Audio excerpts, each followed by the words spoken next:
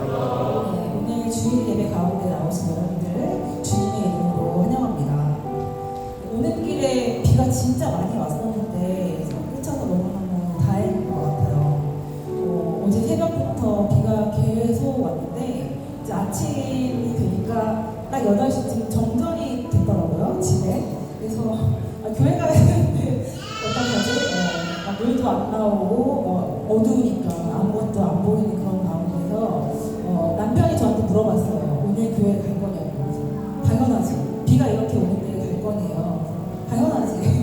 괜찮아. 하나님이 다 지켜주실 거야. 이렇게 얘기를 하고 휴대폰에 손전등을 켜가지고 옷장 위에 이렇게 올려놓고 거울에 이렇게 해서 이렇게 떨어지는 빛을 의지해서 곱게 화장을 하고 이제 왔거든요. 그래서 어떠한 상황 가운데서도 우리는 예배 자리에 나와야 된다.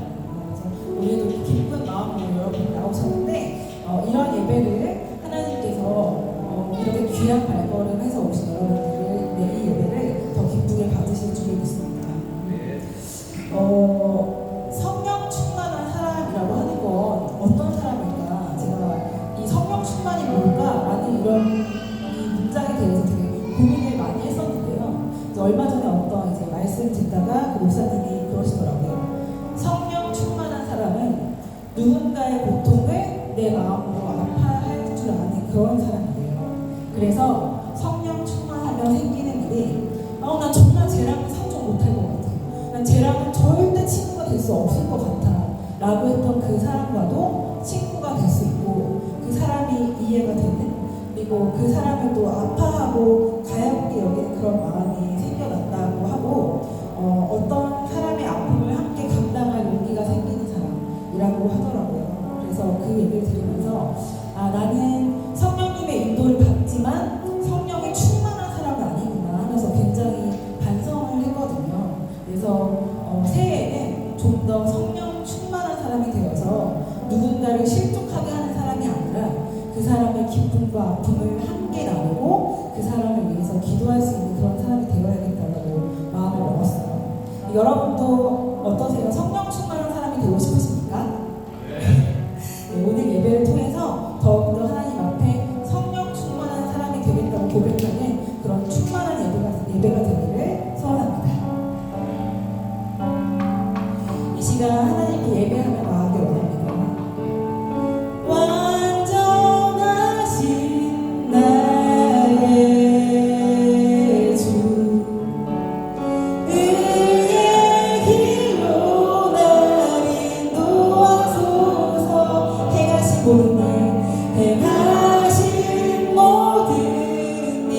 주님의 영광 다 경배합니다. 다 경배합니다.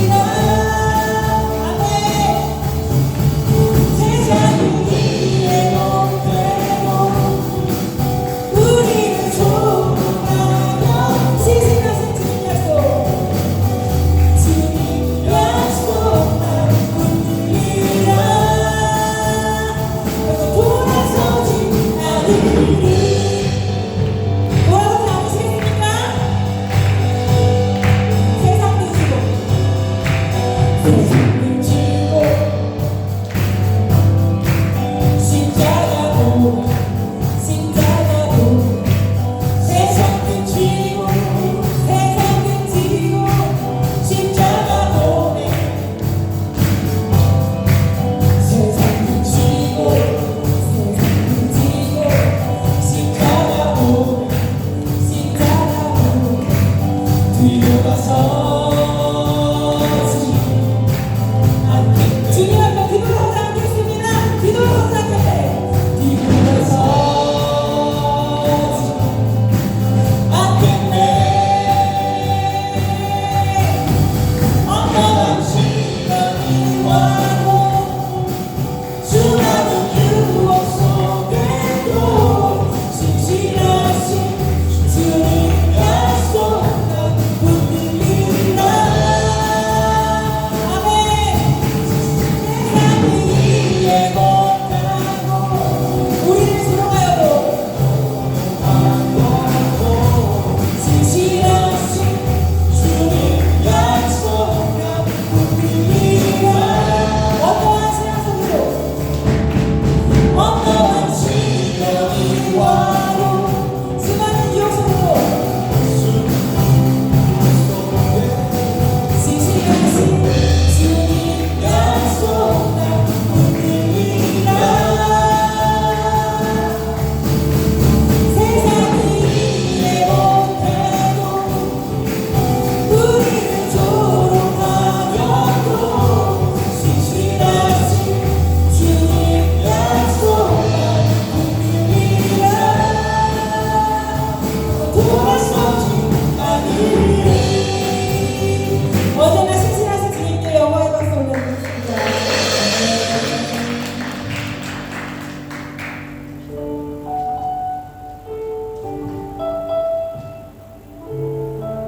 우리 주님 안에 내년에는 더욱더 우리의 깊어진 삶을 주님께 드려지길 원한다고 고백하며 나아가겠습니다. 은혜로 날 보듬을 시고 사랑으로 품어주셔도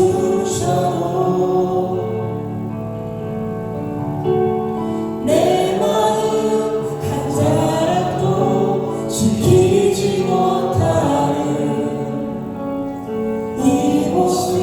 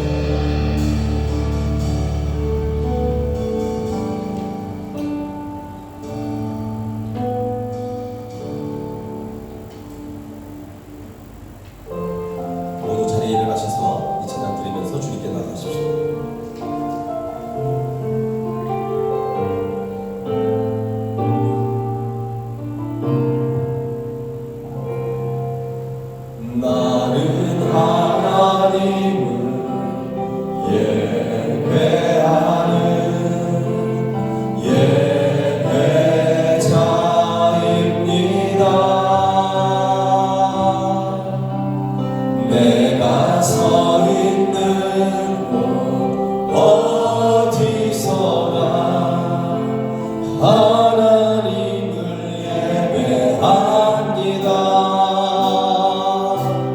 내 영혼 거룩한 은혜를 향하여 내 마음 완전한 하나님 향하여 이곳에서 바로 이 시간 하나님을 예배합니다.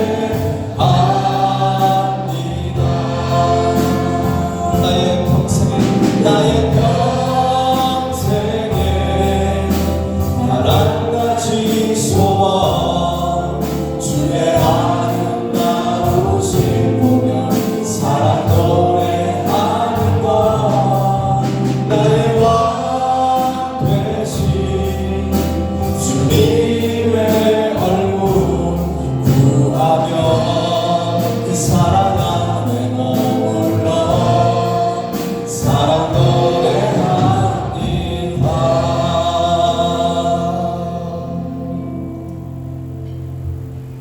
지극히 높은 곳에서는 하나님께 영광이요 땅에서는 하나님이 기뻐하시는 사람들 중에 평화로다. 살아계신 하나님, 우리를 사랑하셔서 이 땅에 예수 그리스도를 보내주셔서 감사합니다. 성탄절을 맞이하는 우리 모든 시민들 가운데 특별히 하나님께는 영광이 되게 하옵시고 이 땅에 살아가는 사람들에게는 하나님의 평화가 임하기를 소망합니다. 오늘 예배드리는 각 심령 위에 하나님의 평강으로 충만케 되게 하여 주옵소서. 예수 그리스도 이름으로 기도하옵나이다. 아멘. 자리에 앉으셔서 이 찬송을 드리겠습니다.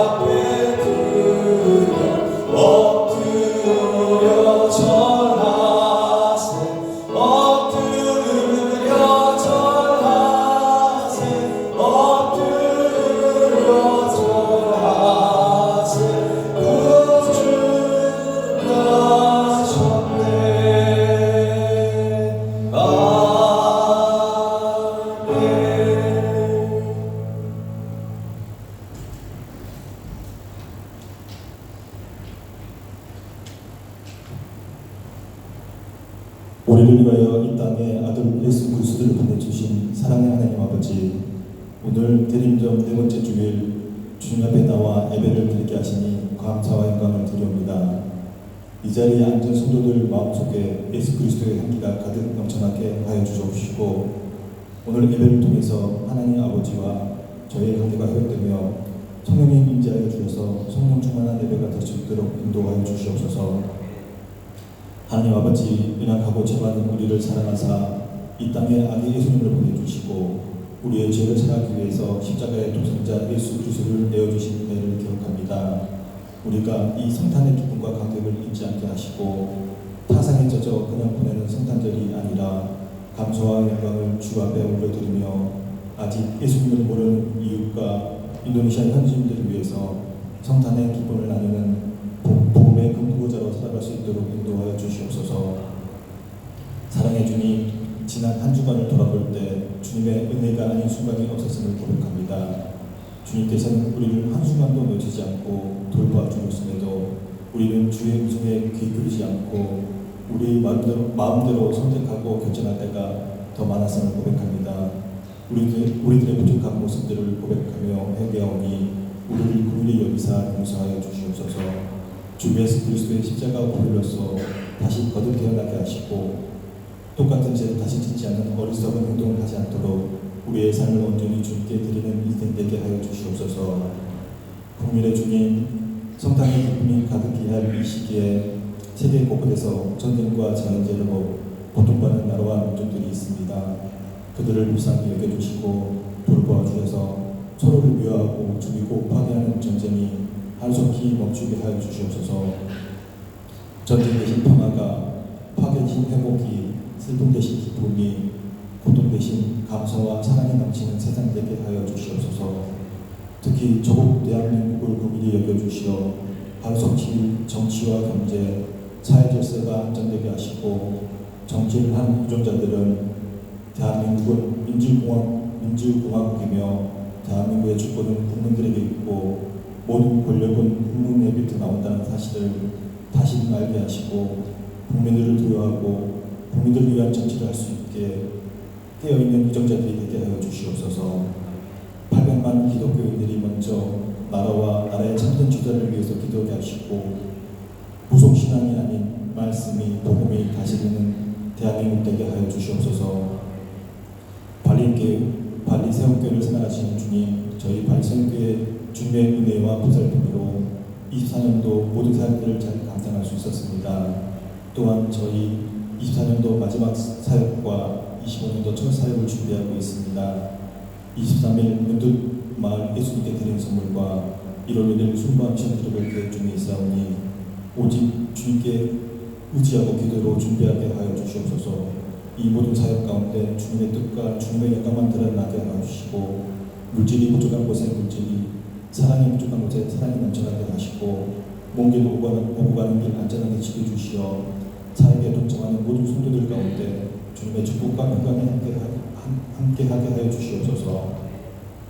오늘 말씀을 전하신 중국 목사님과 사모님을 위해서 기도드립니다. 내 양을 먹이라 라는 말씀처럼 목사님 사모님 영적으로 부족한 저희들에게 매주 주님의 음성을 들려주시고 그리고 아직 복음을 모르는 현지인들의 영혼을 구하기 위해서 매주 힘쓰시는 목사님 사모님, 귀한 목사님 사모님, 저희 파리 선교에 보내주신 하나님 아버지 감사드립니다. 어두운 세상을 밝히는 등대와 같은 두 분, 생각하신 데 부정함이 없도록 영광의 강건함 허락하여 주시고 물질과 기도로 동역하는 저희 파리 선교의 성도들 되게 하여 주시어 주님의 나라와 오를 함께 구하는 아름다운 교회, 아름다운 공동체를 이루어가게 하옵소서. 율손을 사랑과 헌신으로 섬기시는 이유한 목사님, 가정에도 주님의 축복과 은혜가 함께 하실 기도하며 목사님 발리 땅과 인도네시아 땅을 위해서 계획하신 사역들이 온전히 하나님 계획대로 이루어지게 하시고 사모님 지원이 발리 땅에 고자하는 데 불편이 없도록 주님께서 모든 물질과 건강을 채워주시옵소서. 오늘 예배를 온전히 주님께 드리오며 저희들 다시 세상 밖으로 나갈 때 주님의 도구로 사용되기를 원하며 우리들의 삶을 통해서 주님의 이름을 높이 받기를 소망합니다. 우리들을 통해서 이루고자 하시는 모든 계획들이 주님 뜻 안에서 이루어지게 하시고 우리들의 말과 행동이 다른 사람에게 주님의 사랑으로 전달되게 하여 주시옵소서. 이 모든 말씀 살아계신 우리 주 예수 그리스도 이름으로 간절히 기도드립니다. 아멘.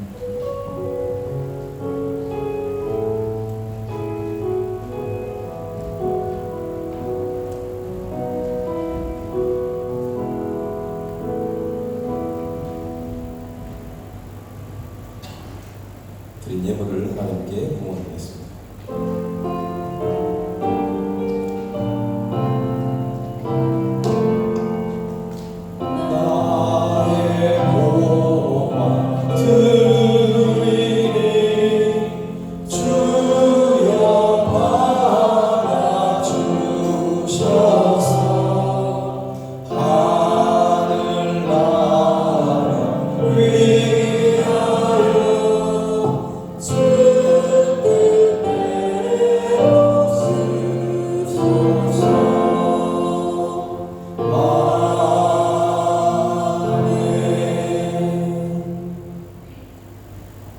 거룩하신 하나님, 대림절을 보내고 성탄절을 앞두고 있습니다.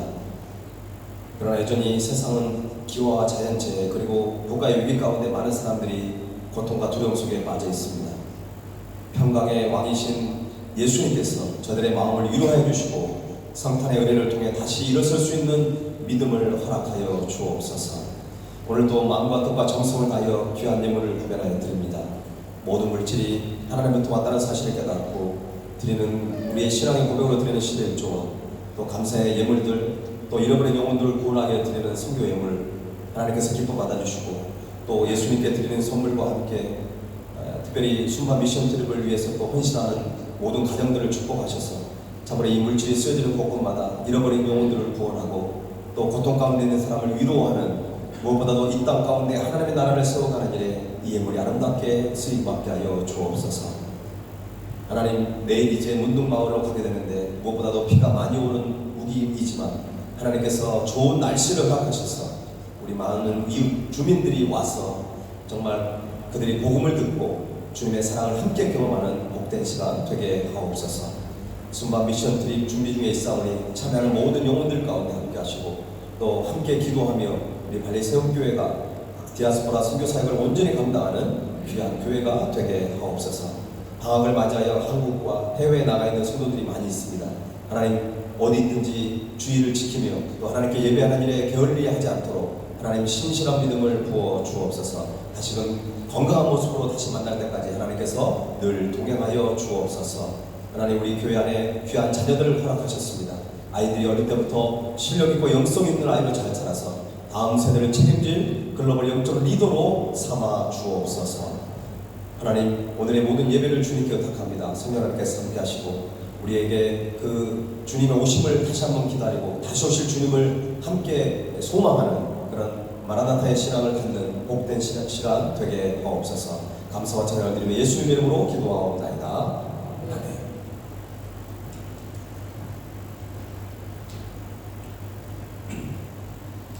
네, 오늘 교회에 방문하신 분들을 환영하는 시간이겠습니다.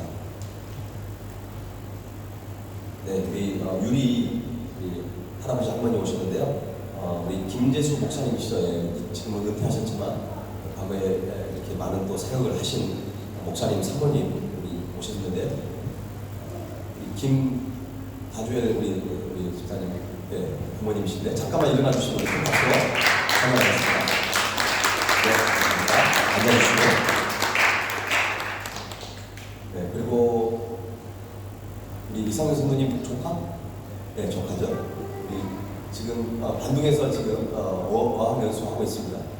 우리 민재. 네, 잠깐만 일어나 주시면 박수로 환영하겠습니다. 네, 이분들을 환영하고 우리 좌우에 있는 분들을 축복하며 인사드리겠습니다. 네, 두 손을 뻗쳐서 하겠습니다. 사랑해요, 축복해요.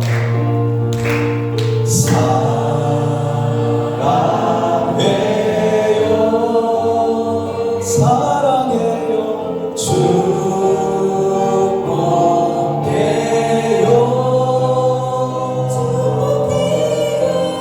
당신의 마음에 우리의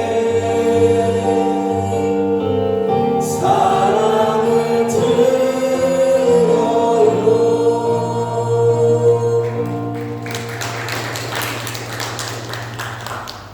자, 이름을 몰라가지고 소개 못한 분도 있고요. 저 뒤에 우리 재혁이도 왔는데 제가 소개 깜빡했네요. 우리 박수로 환영하겠습니다. 감사합니다. 네, 교회 소식을 전해드리겠습니다. 네, 오늘은 대림절 넷째 주일이고요. 이번 주 수요일 날이 이제 성탄절입니다. 성탄절 전에 저희가 이번 대림절 기간에 우리 하나님 앞에 또 예물을 드리고 이 성탄절이 우리가 주인공이 아니라 예수님이 주인공 될 수 있도록 예수님께 드리는 선물을 우리가 지금 준비했습니다. 그래서 내일 10월 23일 날 내일 오후 2시에 문둥마을에서 그 알파 빌라라고 하는 곳에서 모여가지고 우리가 선교 공연을 합니다. 여전도에서 이번에 오카리나 연주를 한다고 들었는데요. 내일 미리 좀 가가지고 현지인들하고 나갔으면 좋겠고 그 외에 다른 순서를 함께 준비하고 짧은 시간이지만 제가 복음도 전해서 그들에게 선물을 나눠주기 전에 의미 있는 그런 시간을 가지려고 합니다. 거기는 마을 사람들을 모아가지고 외국 사람들이 오는 건 처음이에요. 저희가 처음이기 때문에 굉장히 의미 있는 그런 만남이 될 것 같고 이미 지금 1년 정도 저희들이 아이들만 모아가지고 지금 한국어를 가르치고 있잖아요. 저희들이 매주 수요일마다 그곳에 갔는데 오가는 길이 조금 험하지만 저는 매일 가잖아요. 매주 가니까 여러분 너무 걱정하지 마시고 우리가 기대하는 마음으로 함께 했으면 좋겠습니다. 특별히 오늘 그곳에 가서 전달할 그 물건들을 지금 다 사가지고 밑에 교육관에다 다 두었습니다. 그래서 이따가 예배 끝나고 밥 먹고 식사 후에 우리 전교인이 다 내려가가지고 지금 한국에 많이 나와가지고 지금 사람이 많이 없지만 그래도 이론이 뭐 충분합니다. 내려가셔서 함께 선물 포장하는 시간을 갖고 그 이후에 유수 모임을 하시면 좋을 것 같습니다. 선물 포장하기 전에 박스를 이렇게 테이핑해야 되고 또 싸는 순서들이 있습니다.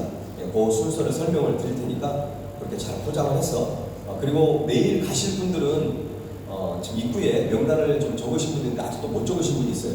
꼭 적으셔가지고 왜냐하면 차량이 준비를 해야 되기 때문에 그래서 오늘 내일 가실 분들은 차량에다가 선물을 포장한 것을 좀 나누어 실어야 됩니다.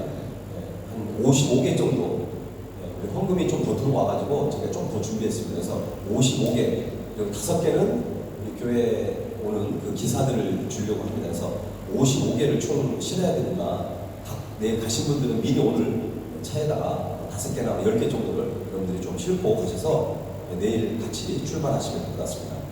내일 집합 장소는 그 부두글 호수를 지나가지고 더 놀스뷰라고 하는 그 아주 경치가 좋은 식당입니다. 그 식당에 여러분 모이도록 하겠습니다. 미리 구글맵으로 좀 검색을 하셔가지고 생각보다 좀 더 걸립니다. 왜냐면 그 한나라 골프장에서 거기서도 한 15분, 20분 더 가야 되기 때문에 그러니까 부두글 꼭대기보다 좀 더 가는 시간을 여러분 계산하셔가지고 여러분 늦으면 안 됩니다. 11시 50분까지 오셔가지고 우리가 식사하고 그 현장에 한 1시 반까지 도착할 수 있도록 그렇게 하도록 하겠습니다. 성탄절 예배는 이번 주 수요일 오후 1시에 드리겠고요. 기도는 황양미 권사님께서 준비해 주시고 성탄절 예배와 축하 공연 그리고 만찬이 준비되어 있습니다. 여러분 함께 참여하시고 또 이웃들을 초청해서 함께 예배드리면 참 좋겠습니다. 2025년 순바 미션 트립 1월 1일부터 4일까지 진행이 됩니다. 지난주에 준비 모임 아주 열심히 지금 참여하고 있습니다. 이번 주는 월화 수는 모임이 없고요. 목금토가 또 모임이 있습니다. 목금토 오후 2시에 한글학교에서 모이도록 하겠습니다. 이번에 비전하우스 보안 아이들을 다 데려갈 수가 없습니다. 비용이 워낙 많이 들기 때문에. 그래서 회비가 3주 정도 되는데 아이들 지금 6명 정도 이번에 이제 해서 티켓팅까지 마쳤는데 지금 한 3명 정도가 그래도 성도님들이 함께 동참해 주셔가지고 지금 채워졌는데 한 3명 정도 더 채워져야 되니까 여러분 기도해 주시면 감사하겠습니다. 혹시 후원헌금을 드리신 분들은 헌금 목표에다가 반드시 순바 미션 트립이라고 여러분 꼭 적어서 기록해 주시면 감사하겠습니다. 송구영신 예배는 12월 31일 다음 주 이번 주 아니 다음 주 화요일 저녁 7시 30분입니다. 이때 새 말씀과 더불어 새 달력을 배부하려고 합니다. 지난번에 사진 공모전 했잖아요. 여러분들이 내준 그 사진 어떤 사진이 나올지 궁금하죠? 기대하시고요. 이미 작업에 들어갔고 이번 주 토요일 날 나옵니다. 다음 주에 여러분에게 나눠드리고 이번 여러분이 그 달력에 실어져 있는 분들은 저희가 시상을 할 거니까 여러분 그렇게 알고 계시고요. 성경 일독 하신 분 작년하고 올해 일독하신 분은 저에게 이번 주 안에 여러분 말씀을 꼭 해주시기 바랍니다. 다음 주 주일 예배 때 시상을 하도록 하겠습니다. 오늘 우리에게 주신 하나님의 말씀을 함께 보겠습니다. 누가복음 17장 1절에서 10절입니다. Firman Tuhan hari ini Lukas pasal 17 ayat 1 sampai 10. 네, 1절에서 10절까지 말씀을 한 절씩 교독하겠습니다. 제가 먼저 읽겠습니다. 예수께서 제자들에게 이르시되 실족하게 하는 것이 없을 수는 없으나 그렇게 하게 하는 자에게는 화로다.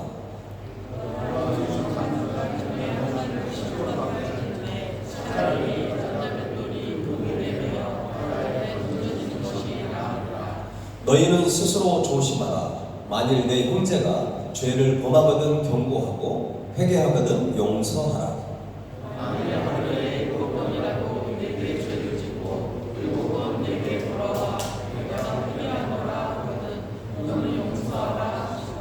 사도들이 주께 여짜오되 우리에게 믿음을 더하소서 하니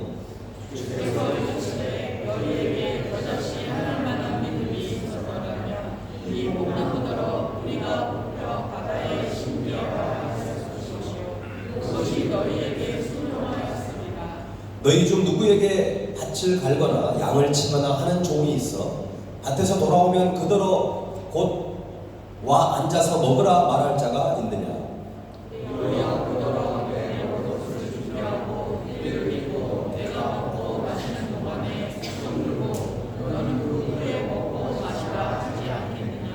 명한 대로 하였다고 종에게 감사하겠느냐?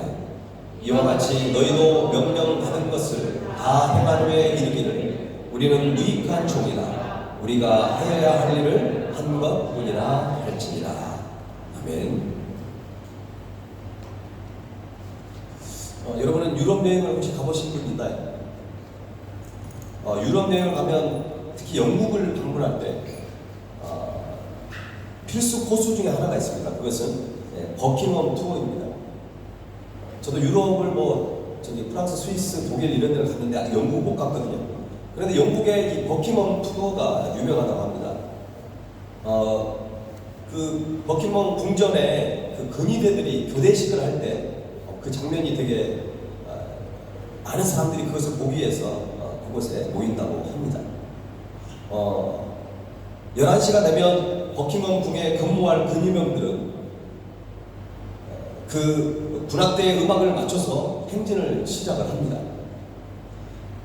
근위병들은 교대할 근위병들과 어떤 특별한 의식과 함께 그들은 아주 질서정연하게 걷고 또 그 근무를 교대하는 그 장면이 굉장히 화려하고 또 굉장히 질서가 있는 그런 교대식을 한다고 합니다. 근위병들의 몸동작은 한 사람이 움직이는 것 같이 아주 절도가 있고요. 그들의 시선과 표정 하나 절대 흔들리지가 않습니다. 곰털로 만든 펄모자와 붉은 망토가 주는 느낌은 이들의 의식이 굉장히 진지하고 그리고 아주 중요한 일을 수행한다는 그런 느낌을 우리에게 줍니다.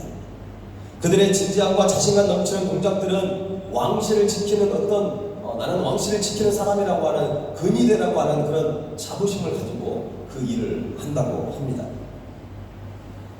어떤 영상을 보니까 그 근위대에 이렇게 근무를 쓰는 사람이 있는데 절대 움직이면 안 된대요. 그런데 그 근위대에 근무를 하고 있는 친동생이 오빠가 보고 싶어가지고 왔어요. 근데 오빠하고 어떤 대화를 하지 못하고 그냥 오빠 손만 잡고 눈물을 흘리고 한참 있다가 서 있다가 돌아가는 그 영상을 보기도 했는데요. 그만큼 이 왕실을 지키는 근위대는 굉장히 위험 있고 굉장히 그 책임이 아주 막중한 그런 마음을 가지고 근무를 하고 있는 것입니다. 여러분 이렇게 보면 우리가 하는 일이 누구를 섬기는 일인가, 내가 누구를 위해서 사는가가 굉장히 중요하다는 것이죠. 우리의 마음가짐이, 우리의 행동이 내가 누구를 섬기느냐에 따라서 굉장히 달라진다는 것입니다. 우리가 믿고 따르는 분은 천지를 지으시고 다스리시는 그 하나님이십니다. 전능하신 하나님을 믿고 따르는 우리의 삶이 되기 때문에 우리의 삶이야말로 그 무엇보다도 근엄하고 그 무엇보다도 진지할 수밖에 없다는 것이죠. 우리는 예수님을 믿고 따르는 성도고 제자입니다. 우리의 마음가짐은 어때야 될까요? 오늘 본문은 누가복음 17장입니다.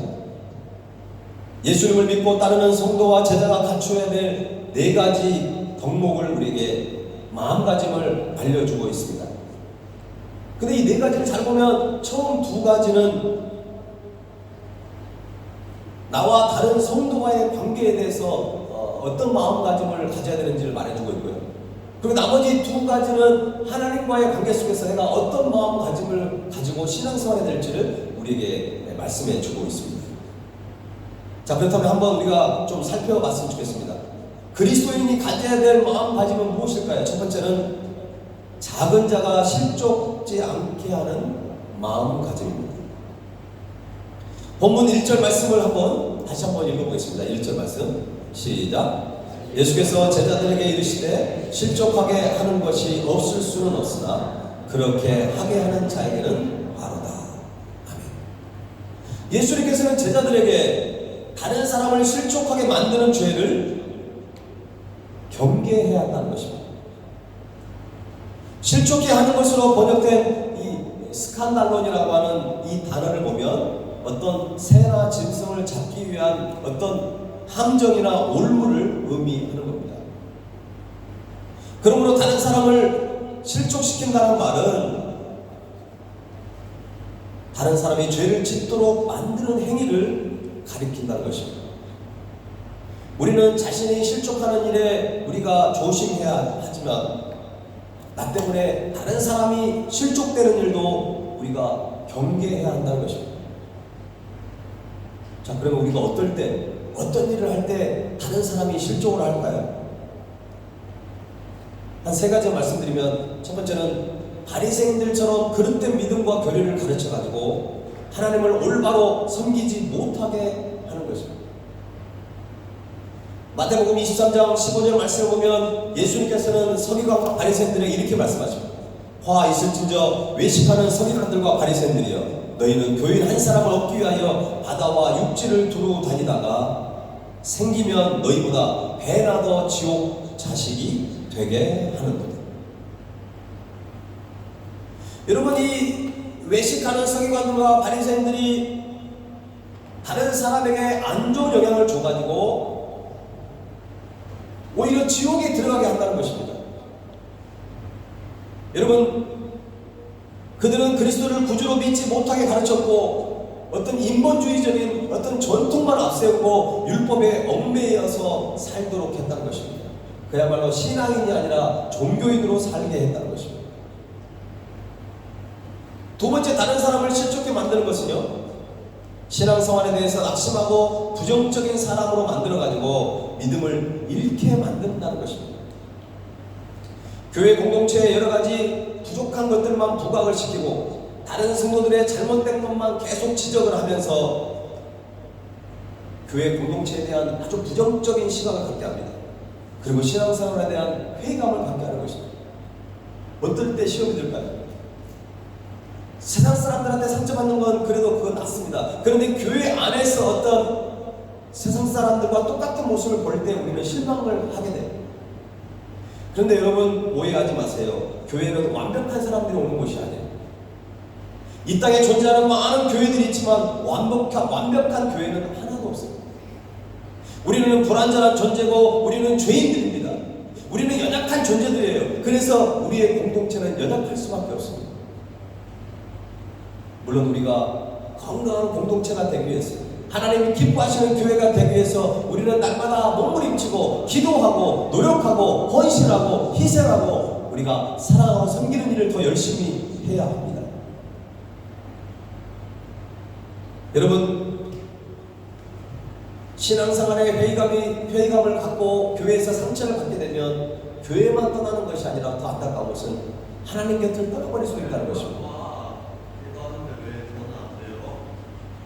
민호, 잠깐만. 지금 예배 시간이잖아. 왜?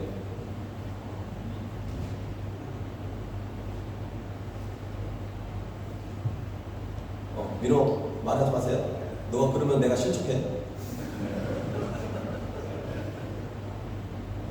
내가 잘못 행동하면 민호가 저런 행동하면 우리가 왜 저렇게 행동하게 이렇게 생각할 수 있죠. 예.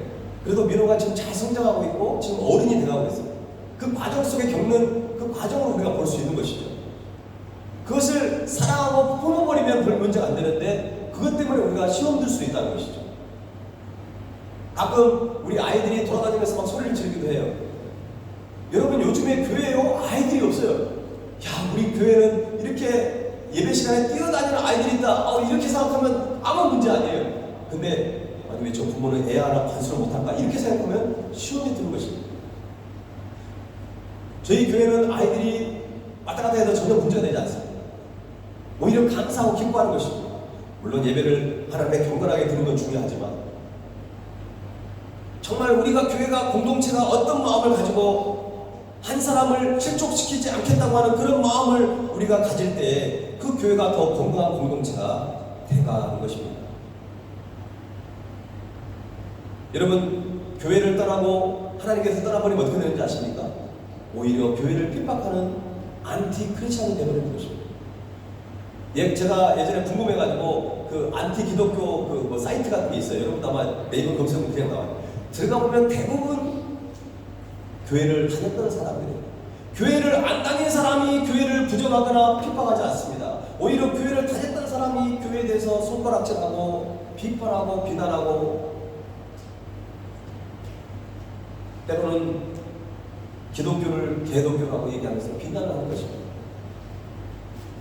여러분 그 영혼들을 바라볼 때 너무나 안타깝습니다. 그러나 그들이 거기까지 가기까지 수많은 사람들의 그 사람을 실족하게 만드는 그 일이 그 가운데 있었다는 것이죠.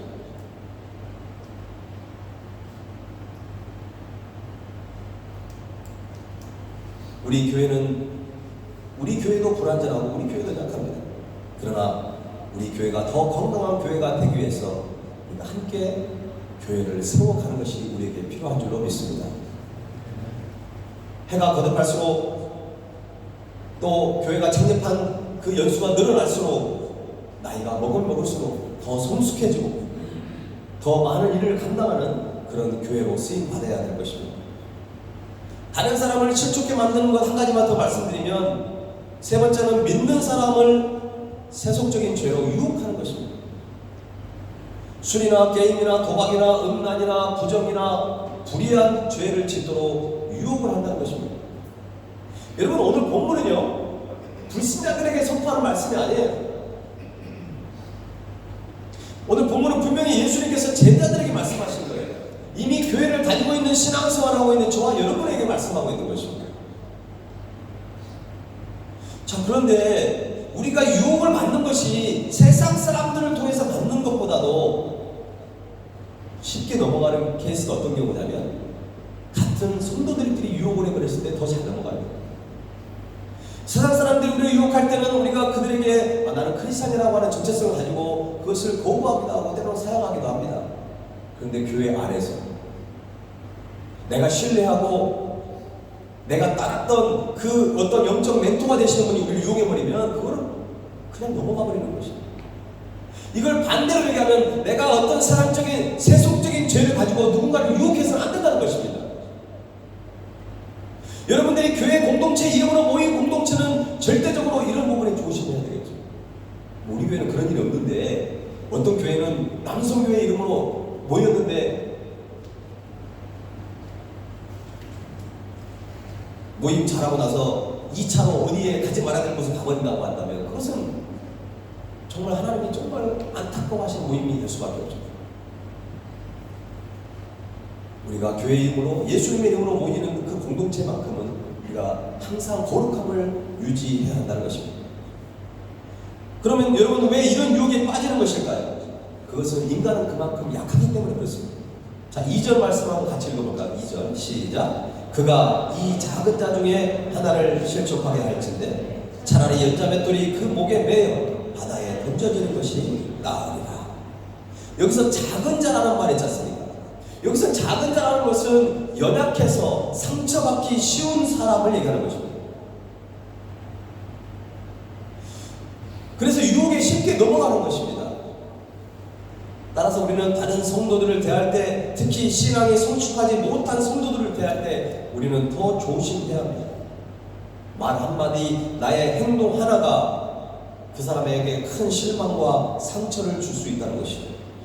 그야말로 실족하게 만드는 것입니다. 그래서 목사도 성도들을 대할 때, 또 여러분도 누군가를 대할 때 늘 조심해야 되는 것이에요.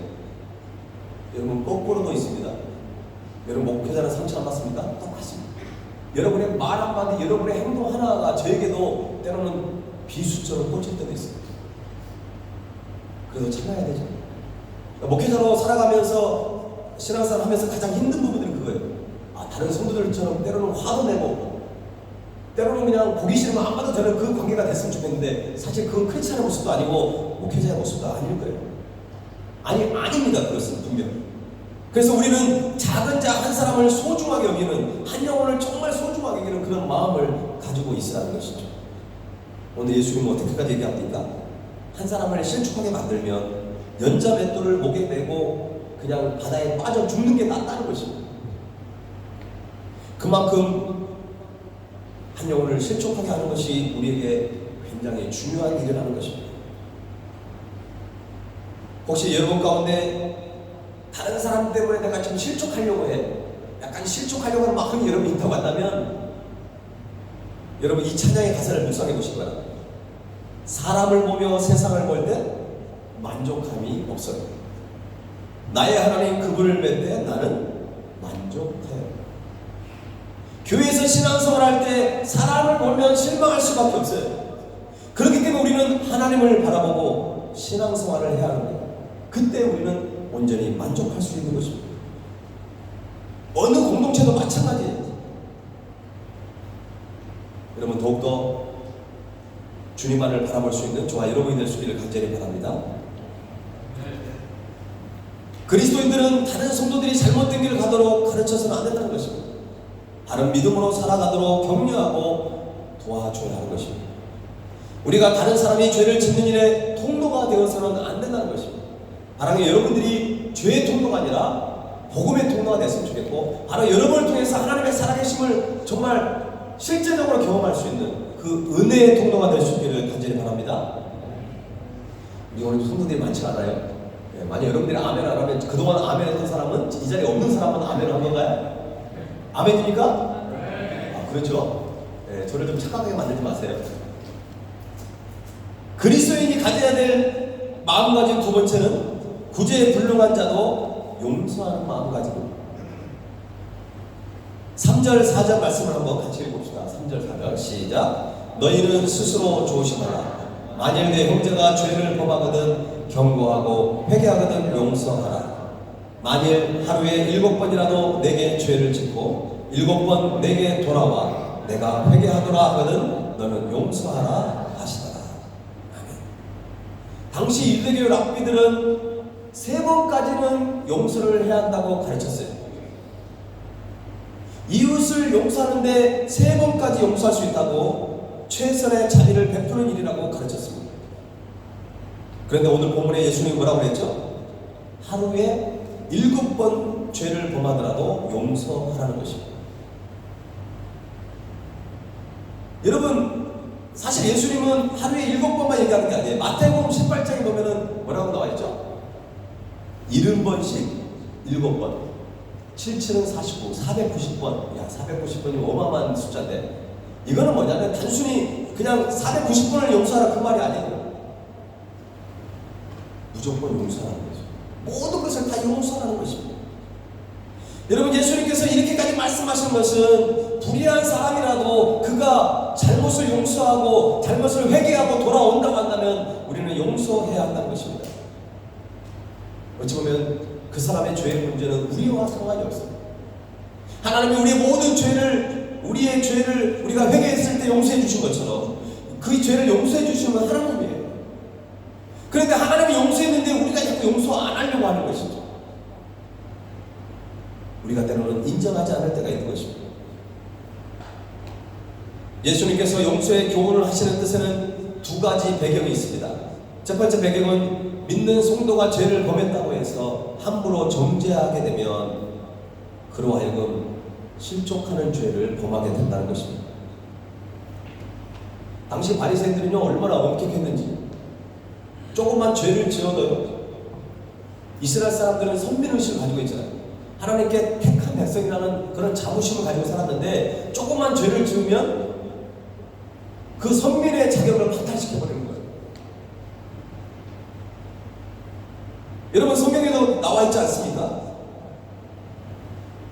그 세리와 창기 같은 경우는 무조건 죄인으로 취급을 해버렸습니다. 그래서 그들에게 어떤 회개할 기회조차도 주지 않았던 그런 바리새인들의 모습을 우리는 발견하게 되는 것입니다. 오늘 주님은 우리에게도 혹시 그런 모습이 있지 않느냐고 말씀하시는 것입니다. 어떤 성도가 한 번 잘못하면 그것이 그냥 마음에 그냥 새겨가지고 그것을 회개하고 주님께 돌아와가지고 새로운 삶을 살고 있는데 여전히 내 마음속에는 그 사람의 옛날 모습만 머릿속에 있는 거예요. 그래서 여전히 그를 인정하지 않아요. 그렇게 되면 그 관계를 우리는 회복할 수 없게 되는 것입니다. 오늘 주님 우리에게 그가 회개하면 용서해 주라는 것입니다. 용서에 대한 두 번째 배경은 예수님의 사랑의 권능입니다. 우리 시각으로 보면 한두 번도 아니고 어떻게 하루에 7번이나 우리가 용서할 수 있단 말입니까? 여러분 하루에 7번 이상을 용서해야 될 사람 어때요? 쉽게 말하면 구제불능이에요. 한 번, 두 번, 세 번도 아니고 하루에 7번 이상을 죄를 짓는 사람이야말로 굉장히 하나님 앞에 타락한 삶을 살고 있는 거 아닙니까? 그럼에도 불구하고 우리가 그를 용서해야 될 이유가 있습니다.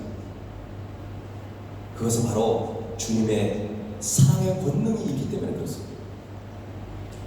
여러분 어떤 사람이 죄를 짓고 있습니다. 어떤 사람이 잘못된 길을 가고 있어요. 우리는 어떤 마음을 갖습니까? 저 사람은 구제불능이에요. 내가 수년 동안 지켜봤는데 교회는 다니는데 여전히 엉뚱한 행동을 하고 있어. 이렇게 생각할 수 있어요. 저 사람은 하나님도 안 될 거야. 이건 굉장히 무서운 말이고 조심스러운 말이에요. 왜 하나님의 능력을 우리가 제한시킵니까? 하나님의 사랑은 우리가 생각한 것보다 훨씬 크고 놀라운 사랑이에요. 그 사랑이 있었기 때문에 우리가 이곳에 있을 수 있었던 것입니다. 그 사랑이 있었기 때문에 우리가 구원을 얻어서 이렇게 천국의 소망을 가지고 살고 있는 것입니다.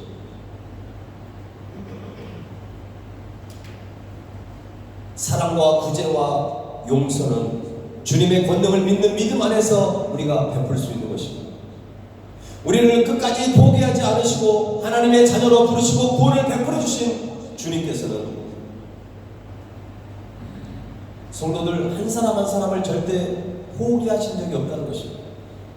하나님은 포기하지 않았는데 자꾸 우리가 포기를 하는 것입니다. 그래서 우리에게 필요한 것이 무엇입니까? 기다릴 줄 아는 믿음이 우리에게 필요합니다.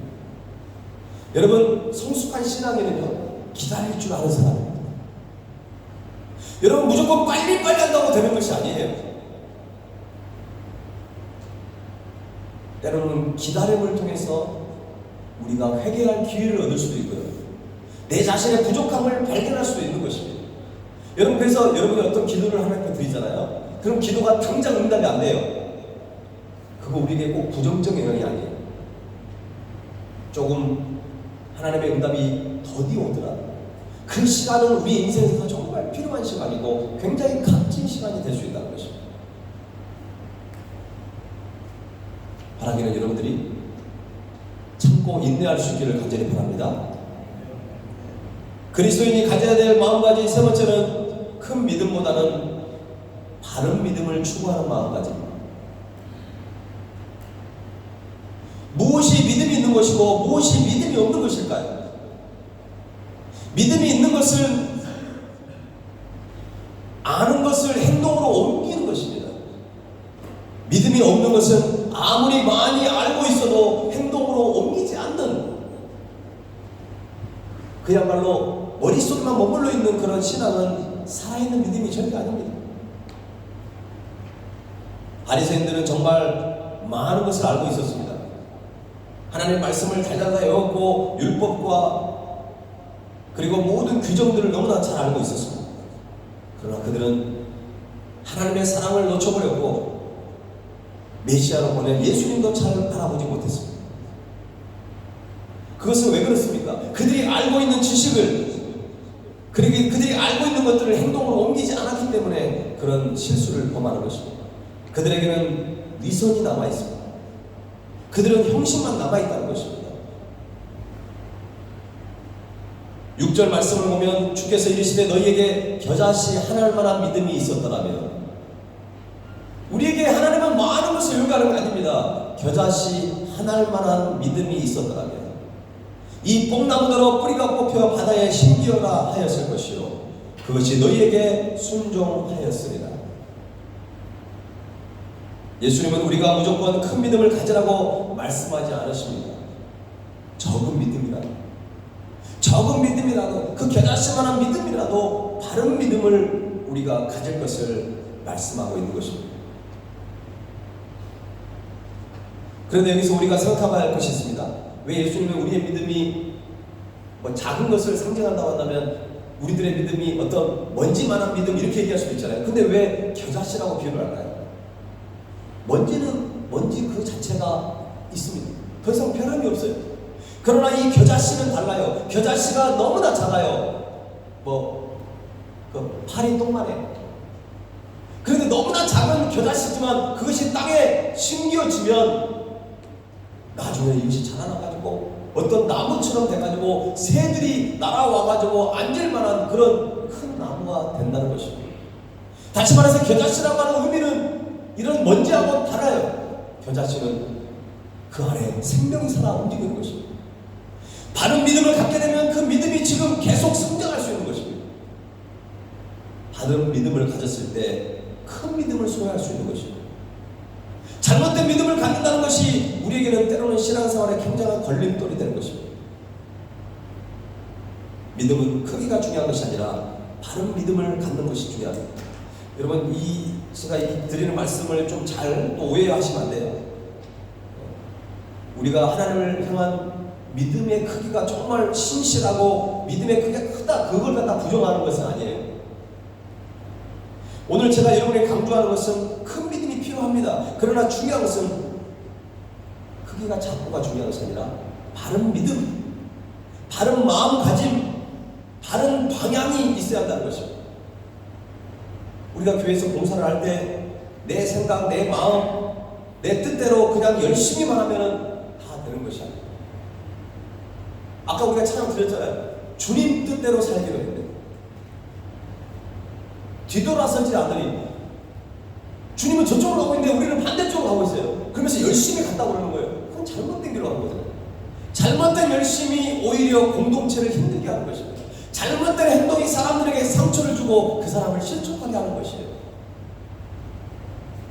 그래서 언제나 우리는 신앙생활은 복잡하지 않아요. 주님 뜻대로 살기로 하는 것입니다. 한번 저를 따라합시다. 주님 뜻대로. 좀 더 크게. 주님 뜻대로 살겠습니다. 네, 주님 뜻대로 살면, 주님 뜻대로 살면 다시 이제 모두가 다 끝나는 거예요. 내 뜻이, 내 생각이, 내 경험이, 내 지식이 주님 뜻을 앞서지 않는 그런 신앙생활이 진정한 바른 신앙생활이고 바른 믿음이라는 것입니다. 그래서 로마서 10장 17절 이렇게 말씀합니다. 믿음은 뭐에서 납니까? 들음에서 나는 거예요. 들음은 그리스도의 말씀으로 말미암느니라. 뭘 들어야 돼요? 하나님의 말씀을 들어야 돼요. 그 하나님의 말씀은 뭡니까? 하나님의 뜻이고 하나님의 생각이에요. 하나님의 나를 향한 계획입니다. 그게 믿음을 성장시키는 것입니다. 우리의 신앙의 바른 신앙은 바로 그거예요.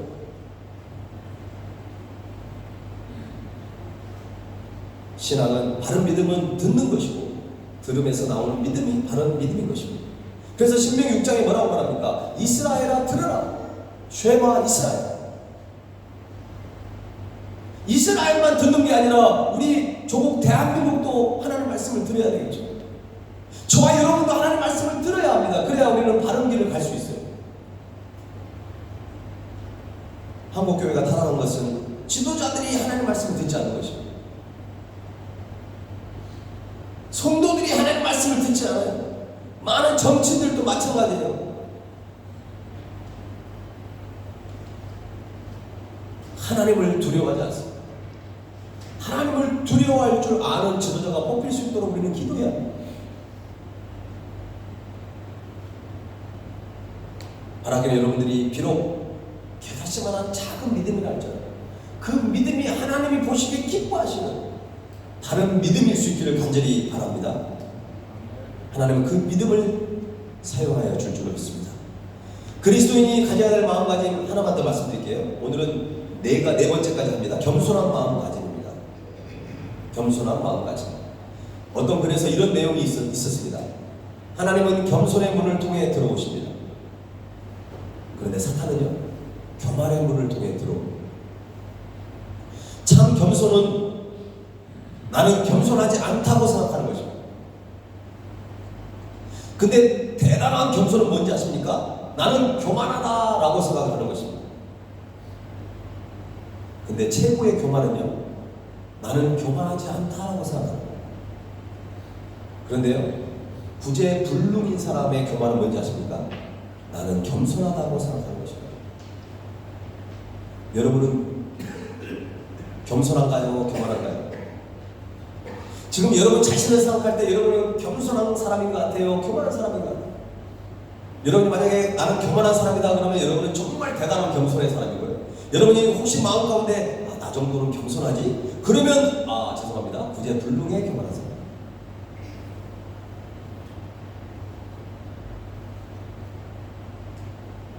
여러분 10절 말씀을 한번 보십시오. 10절 말씀 한번 같이 읽게요. 10절 시작. 이와 같이 너희도 명령받은 것을 다 행한 후에 이르기를 우리는 무익한 종이다.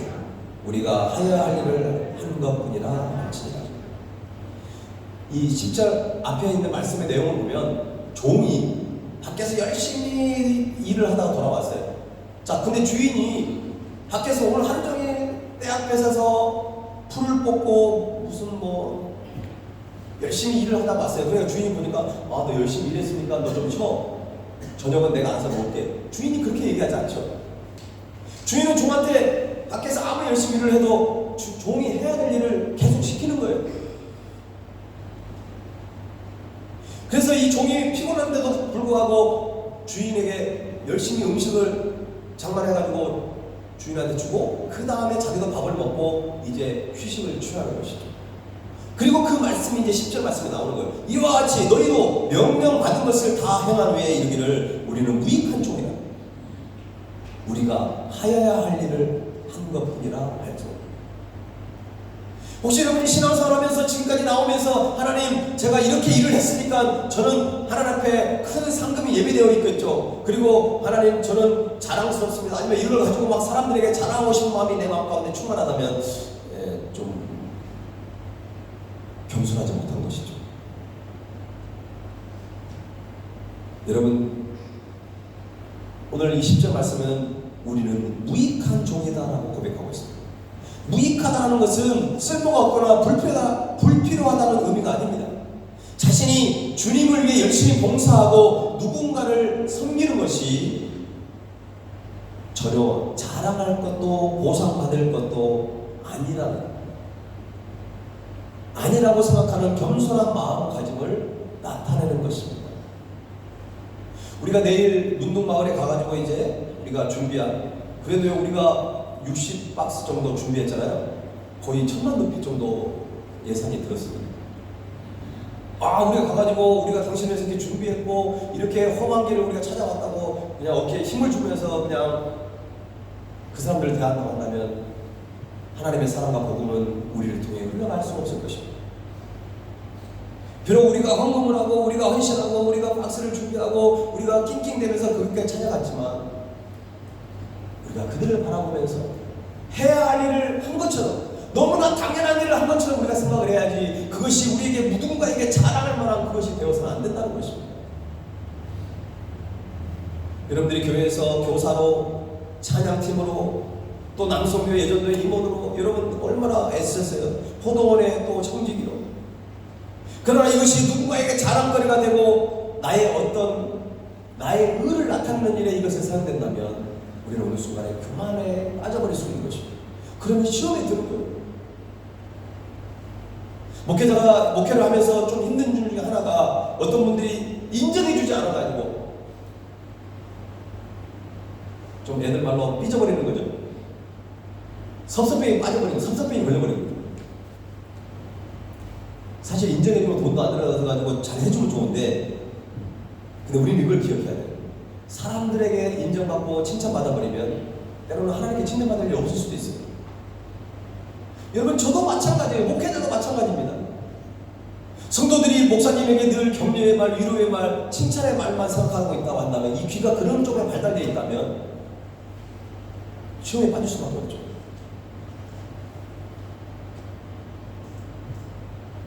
여러분, 교만이 우리에게 왜 안 좋으냐면요, 교만한 사람은 자신의 잘못을 잘 깨닫지 못합니다.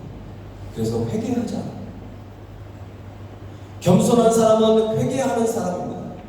회개하는 사람이 건강한 신앙이고 정말 거룩한 사람입니다. 교만한 사람은 절대 회개하지 않습니다. 그래서 회개가 없는 사람, 내가 회개 기도를 하고 있지 않다 그러면 약간 교만의 길로 들어서고 있는 것이죠. 주일날 여러분 교회에 와서 딱 앉아서 기도하는 제목이 무엇입니까? 그래서 우리 집사님들이 앞에서 기도하실 때 그 항상 회개 기도가 있잖아요. 그건 굉장히 중요한 것입니다. 내 마음의 소원을 아뢰는 것만 기도가 되는 그런 기도는 건강한 기도가 아니에요.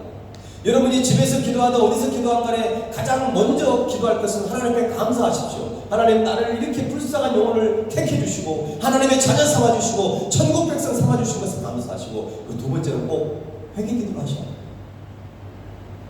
하나님 마음을 아프게 해드린 것, 하나님 말씀과 하나님의 뜻과 멀어져 버렸던 우리의 모습을 회개하는 신앙을 가져야 하는 것입니다. 어찌 보면 신앙의 대부분의 문제는 회개하지 않는 데서 오는 것입니다. 진실되게 회개하는 사람은 성령 충만함을 받을 수 있는 것입니다. 어찌 보면 우리의 어떤 영적인 내면이 있다고 한다면 회개를 하는 것은 이 죄를 씻어내는 거잖아요. 성령의 충만함을 받으려면 우리 죄의 문제가, 이 죄들이 하나님 앞에 좀 회개하면서 용서함을 경험해야 돼요. 여전히 죄악된 길을 가고 있으면서 하나님 앞에 회개한다? 그건 언제나 회개가 아니죠. 회개는 돌아서는 것입니다. 오늘 돌아서야 될 것과 하나님과 돌아서지 말아야 될 게 있습니다. 하나님 곁에서 돌아서면 안 되죠. 결코 돌아서지 않는, 아까 찬양했잖아요. 근데 죄에서는 반드시 돌아서야 한다는 것입니다. 죄에서 돌아설 때 하나님이 계시는 것입니다. 하나님께서 돌아서 버리면 죄가 있는 거예요. 회개할 때 주님께로 가는 것입니다. 여러분, 신앙생활 복잡하지 않습니다. 오늘은 대림절 넷째 주일입니다. 이제 3일 후면 성탄절이에요. 여러분은 지금 어떤 마음가짐으로 성탄절을 맞이하기를 원하십니까? 단순히 그냥 기쁨의 성탄절이 됐으면 좋겠습니다. 풍성한 기쁨의 감사의 좋습니다. 그러나 오늘 말씀을 통해서 우리 네 가지 마음가짐을 좀 가졌으면 좋겠습니다. 대림절과 성탄절을 보내면서 우리가 가져야 될 이 네 가지의 마음가짐을 우리가 좀 살펴봤으면 좋겠어요. 아까 첫 번째 뭐였습니까? 작은 자를 실족치 않게 하는 마음가짐. 두 번째는요, 구제불능한 자도 용서하는 마음가짐. 세 번째는 큰 믿음보다는 바른 믿음을 추구하는 마음가짐. 네 번째는 겸손한 마음가짐. 예수님이 이 땅에 오실 때 왕으로, 힘있고 권력있는 그 왕으로 오신 것이 아니라 사랑의 왕, 섬김의 왕으로 오셨잖아요. 예수님이 제자들의 발을 씻기셨어요. 다른 사람이 소외시키고 손가락질하고 포기해버렸던 사람들에게 찾아가셔서 그들을 만나주셨어요. 그래서 저는 예수를 믿고 살아간다는 것이 정말 행복하고 기쁘고 감사한 거예요. 저는 여러분은 모태신앙일 수도 있지만 저는 어릴 때 불교 신자였어요. 신이라는 존재가 두려움의 존재였어요. 그러나 우리 하나님은 너무 좋으신 하나님이에요. 하나님이신데도 불구하고 우리를 위해서 인간의 몸으로 이 땅에 오신 거잖아요. 그리고 우리에게 보여줄 수 있는 최고의 사랑을 보여주셨잖아요. 십자가에 저와 여러분의 죄를 위해서 대신 죽으시기까지 하신 그 예수님이십니다. 우리는 그 예수님을 믿고 그 예수님과 함께 살아가는 존재예요. 그러니까 우리 예수님을 닮아가야 되잖아요. 근데 왜 자꾸 교만해지려고 합니까? 왜 높아지려고 하십니까? 왜 다른 사람을 실족시키십니까? 우리가 연약하기 때문에 그렇죠. 오늘 저와 여러분은 함께 그래서 주님이 필요한 거예요. 매일 나의 삶 속에서 주님이 필요하고 주님을 닮아가야 합니다. 주님 하면 예수님 하면 살아간다는 게 뭡니까? 예수님의 사랑, 예수님의 섬김, 예수님의 겸손의 왕으로 이 땅에 오신 거예요. 저와 여러분이 이번 성탄절을 맞았을 때 다른 사람을 실족하게 하는 것이 아니라 다른 사람을 세우고 다른 사람을 격려하고 다른 사람에게 위로를 주는 그런 삶, 정말 불가능한 사람도 포기하지 않고 한 번 더 기도해보는 좀 주님의 때를 기다리는 그런 마음가짐을 가졌으면 좋겠고, 내 믿음이 좀 잘못된 믿음이 있지 않는가, 죄에서는 돌아서고 주님께 나아가는, 그리고 우리의 교만함을 좀 내려놓고 누가 알아주지 않을지라도 오직 주님만을 바라보면서 주님 한 번만으로 만족할 수 있는 저와 여러분의 신앙생활이 될 수 있기를 주님의 이름으로 간절히 축원합니다. 우리 이 찬양 드리면서 우리 나아가십시다. 우리 그 자리에 일어나서 이 찬양 드리겠습니다. 삶의 작은 일에도 그 마음을 알기 원하네. 그 좁은 길로 가기 원하네. 나의 작음을 알고 그분의 크심을 알며, 이게 지혜로운 사람이에요. 이걸 거꾸로 하는 사람이 있어요. 나의 큼을 알고 그분의 작으심을 알고. 이러면 굉장히 신앙생활에 피곤해지는 거예요. 우리는 작아지면 작아질수록 더 은혜가 있는 것입니다. 나의 부족함을 느끼는 것이 나에게 우울함이 아니에요. 실망감이 아니에요. 실패가 아닙니다. 내가 연약하면 연약할수록 내가 할 수 없는 것을 발견할 때마다 주님이 필요함을 느끼게 되거든요. 그게 멋진 신앙생활이에요. 여러분, 저는 여러분에게 여러분은 할 수 있다고 내가 용기를 줄 수도 있어요. 그러나 주님이 함께하지 않으면 그것은 아무 의미가 없어요. 오히려 여러분을 교만하게 만드는 것이죠. 우리의 작음을 알고 그분의 크심을 아는 것이 진정한 믿음입니다. 저 높이 솟은 산이 되기보다는 내가 높아지기를 원하는 삶이 아니라, 그런 잘못된 목적을 갖는 것이 아니라 여기 오름직한 동산이 되기를 원하는 그 길, 내가 가는 길만 비추는 이기적인 그런 신앙생활이 아니라 다른 사람, 누군가를 위해 빛을 비춰준다고 합니다. 사랑하는 남녀가 있습니다. 길을 같이 갑니다. 요즘에 핸드폰에 프레시 킬 수 있죠. 빛을 비출 수 있어요. 근데 어때요? 상대방 안 사랑하는 사람은 자기 위주로 비추겠지만, 상대방을 사랑하는 사람은 그 사람의 앞에다가 빛을 비춰주는 것이고, 두 여인이 비가 많이 올 때 우산을 쓰고 갈 때 사랑하는 사람 쪽으로 우산을 기울일 수밖에 없는 것이 사랑의 증거가 아닙니까? 우리 그리스도인의 정체성, 그리스도인의 마음가짐, 바로 그런 마음을 가져야 되는 것입니다. 이게 특별한 것이 아니라 당연한 것이고, 우리가 그런 인생을 살아가야 할 줄 믿습니다. 그래서 내일 문득 가는 일도 우리가 숨박아서 성교하는 것도 많은 예산을 들여가지만 이것은 당연히 해야 될 일이고, 우리가 이 일을 위해서 존재한다는 것을 우리는 기억해야 될 줄 믿습니다. 오늘 이 찬양 우리 같이 고백하며 주님께 나아가십시다.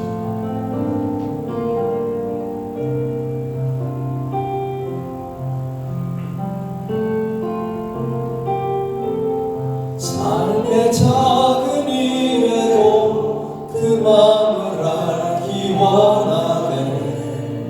그 길, 그 좁은 길로 가기 원해.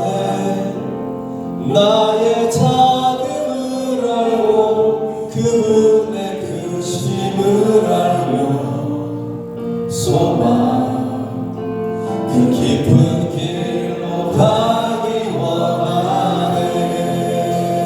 우리 다시 한번 고백합시다. 삶의 작은 일에도 그 마음을 알기 원하네.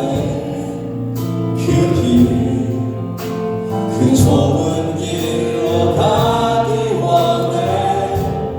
나의 작음을 알고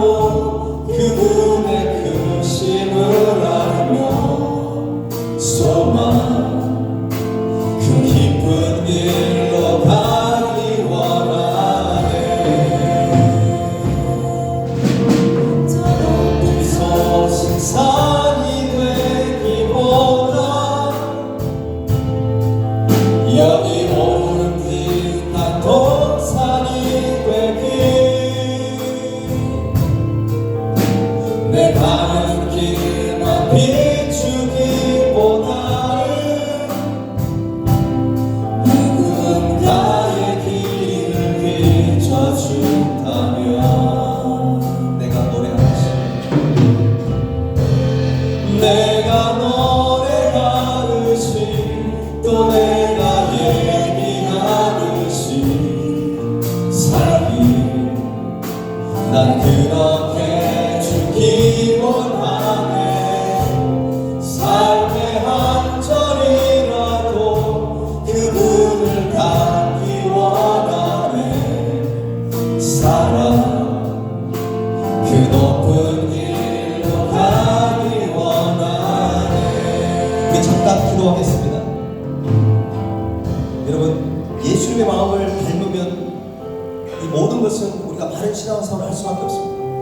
예수님처럼 겸손한 마음, 섬기는 마음, 다른 사람을 실족하게 하는 것이 아니라 다른 사람에게 주님의 사랑과 복음을 전하는 그런 멋진 인생을 살아가기 원합니다. 이 시간 하나님 성탄절을 맞이하는 이 상황 속에 우리가 주님을 닮은 그런 삶으로 살기를 원합니다. 내가 겸손해지기를 원합니다. 주 앞에 회개하며 주 앞에 나아가기를 원합니다. 우리 이 시간 합심하여 하나님께 기도하도록 하겠습니다. 살아계신 하나님 앞에 그렇습니다. 우리가 저 높이 솟은 산이 되기보다는 여기 오름직한 동산이 되기를 원합니다. 내가 가는 길을 비추기보다는 다른 사람의 길을 비춰주는 그런 멋진 인생 살기를 원합니다. 우리가 좀 더 겸손해지기를 원합니다. 우리가 사랑하기를 원합니다. 우리가 더 섬기기를 원합니다. 우리가 주님을 닮아가기를 원합니다. 나의 인생 가운데 찾아오소서. 나를 변화시켜 주시고 오직 예수님만을 닮아가는 우리의 삶이 되기를 원합니다. 하나님 아버지 주님만을 닮아가기를 원합니다. 하나님 주님만을 의지하기를 원합니다. 하나님 아버지 함께 해주시옵소서. 내가 노래하듯이 또 내가 얘기하듯이 삶이 난 그렇게 주기 원하네. 삶의 한 절이라도 그분을 닮기 원하네. 사랑 그 높은 길로 가기 원하네. 우리 다시 한번 저 높이 솟은 산이 되기보다 저 높이 솟은 산이 되기보다 여기 오름직한 동산이 되길 내 가는 길만 비추기보다는 누군가의 길을 비춰준다면 내가 노래하듯이 내가 노래하듯이 또 내가 얘기하듯이 삶이 난 그렇게 주기 원하네. 삶의 한 절이라도 그분을 닮기 원하네. 사랑 그 높은 길로 가기 원하네. 그 좁은 길로 가기 원하네. 그 좁은 길로 가기 원하네. 그 깊은 길로 가기 원하네. 그 깊은 길로 가기 원하네. 지금은 우리를 위해 십자가의 길을 걸어가신 주 예수 그리스도의 은혜와 독생자 예수 그리스도를 아낌없이 이 땅에 보내주신 하나님 아버지의 그 크신 사랑과 성령님의 감동 감화 역사하심이 주님을 닮아가기를 원하는 사랑하는 주님의 백성들을 위해 그리고 세계에서 복음을 전하는 모든 선교사의 사역 위해 조국 대한민국과 인도네시아 땅 위에 지금부터 영원토록 함께 하시기를 간절히 축원하옵나이다. 아멘.